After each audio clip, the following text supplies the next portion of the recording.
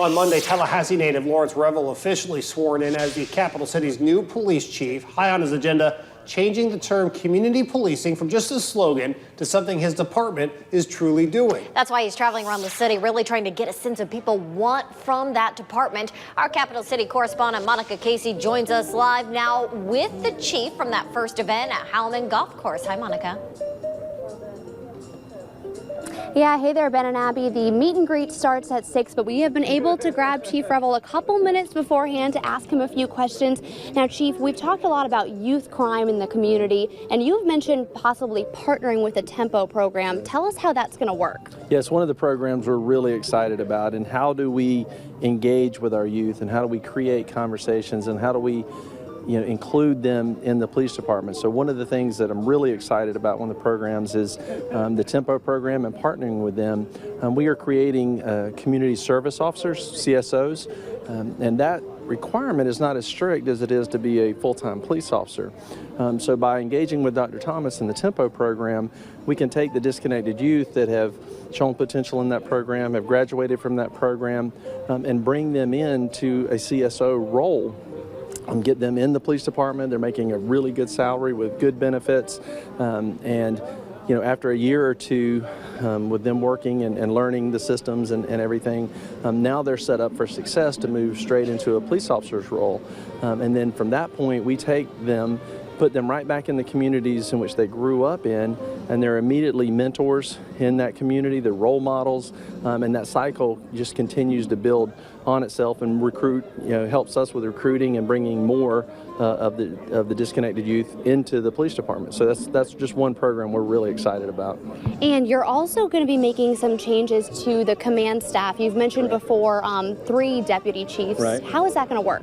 Yeah, I will have 3 deputy chiefs. We will keep the same amount of majors, which we currently have, which is 7. And the reason I'm doing that is I'm not just planning for right now. We are planning for the future of TPD. Just like we're building a new building for the next 15, 20 years, I want my command staff to be set so that as we do new things in the community, as we expand the police department into the community, whether we're talking about substations or precincts in different quadrants, that my command structure is set up to handle that now. So we're setting that up so it will be a smooth transition at that time. And now tonight, obviously, we're at the community meet and greet, and Right. Community involvement has been a huge part of this process. Something that you mentioned in our interview during the swearing in on Monday was making the phrase community policing more than a catchphrase and kind of a lifestyle. Yeah. Why is that so important to you, and what makes this event so important? Well, this is the first of several events that we're going to have, and I've said throughout this process, that it's not just about community policing and the cop squads. It's more about community-led policing and getting the community involved in the police department and developing that trust and having real conversations about real issues.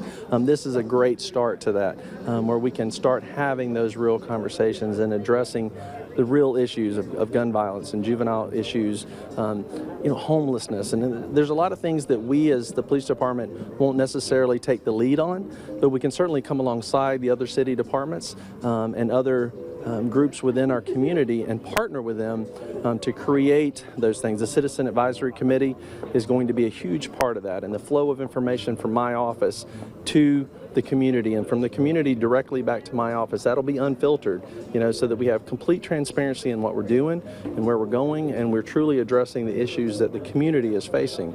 So those are just some of the small things that we're doing, and this is a great start to that tonight. All right, Chief, well, thank you so much for joining us, and we will have continuing coverage coming up tonight. Ben and Abby, I'll send it back to you.